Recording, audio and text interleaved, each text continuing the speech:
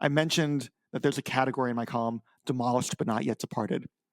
Anthony Joshua is very much past his best years. He has not held a heavyweight title since September 2021.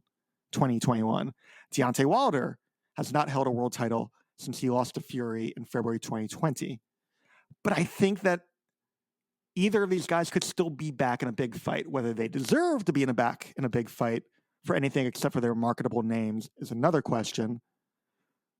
Could we see either of these guys face any of the names that we've mentioned already? Should we see either of these guys face any of the names we've mentioned already? I think it's one thing saying that, Deontay Wilder is demolished but not yet departed. There's different levels to that category, I believe, because Deontay Wilder had a fairly lengthy old career. It was 2008 when he first turned over as a professional, and since then he's had 48 bouts, and in his two most recent fights, he lost to Joseph Parker, and then he was badly beaten up by Zhilei Zhang in June this year, wasn't it? Blimey, it feels like it was a lot longer ago.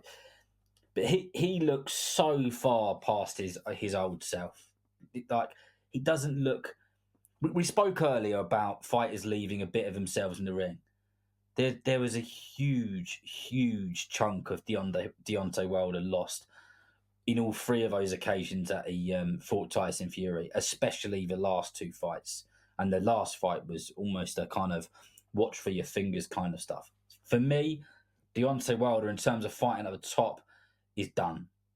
He's given us some fantastic moments.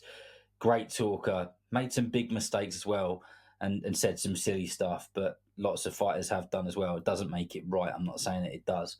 Anthony Joshua does fit into that category, and I think it's fair that you've put him there, but not in the same respect as it does with Deontay Wilder. I think he was just beaten by the younger, fresher fighter on the night that he was knocked out by Daniel Dubois. But could he operate? Could he beat a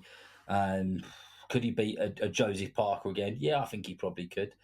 Could he beat Martin Bakole again? I think he probably could. Could he beat Zhilei Zhang? Yeah, I think he probably could. Could he beat Alexander Usyk third time trying? Don't think so. That fight with Tyson Fury, though, in a year's time or whatever, that could still be very interesting.